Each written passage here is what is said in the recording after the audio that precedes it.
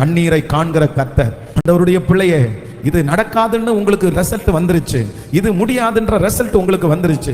ஆனா கூட உங்களுக்குள்ள இருக்கிற ஒரு ஃபெய்த், ஒரு விசுவாசம், இந்த எசேக்கியா ராஜாவை போல இந்த 100 நாள் ஜெபத்துல அட்டெண்ட் பண்ணலாலாவது எனக்கு ஒரு அற்புதம் தரமாட்டாரா? கர்த்தர் தரமாட்டாரா? எனக்கு தெரியும் ஏற்கனவே முடிஞ்சிருச்சுன்னு சொல்லிட்டாங்க, ஏற்கனவே நடக்காதுன்னு சொல்லிட்டாங்க. ஆனா எனக்குள்ள ஒரு பெரிய விசுவாசம் இருக்குது, இந்த ஜெபத்திலேயாவது கர்த்தர் எனக்கு இறங்க மாட்டாரா?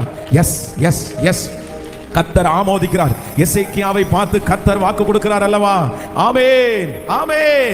உன் விண்ணப்பத்தை கேட்டேன், உன் கண்ணீரை கண்டேன். உன் விண்ணப்பத்தை கேட்டேன், உன் கண்ணீரை கண்டேன். உன்னுடைய நாட்களிலே 15 வருஷத்தை உனக்கு கூட்டி கொடுப்பேன் என்று வாக்கு கொடுத்த அந்த தேவனாகிய கர்த்தர் சொல்லுகிறார். முடிஞ்ச அத்தனையும், க்ளோஸ் பண்ணப்பட்ட அத்தனையும், மூடப்பட்ட துறவுகள் அத்தனையும் இந்த நாளில கர்த்தர் திறக்கிறார். இன்னும் 3 நாளைக்குள்ள அது கண் முழிக்கப்படும்.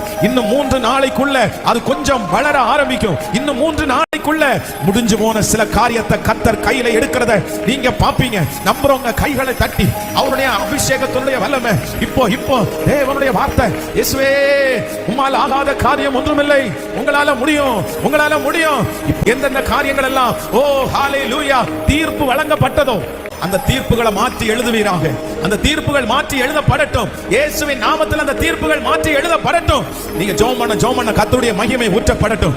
3 நாளைக்குள்ளே முடிந்து போனதை, தீர்ப்பு கொடுத்ததை கூட மாற்றுகிற என் தேவனாகிய கர்த்தர். ஹல்லேலூயா.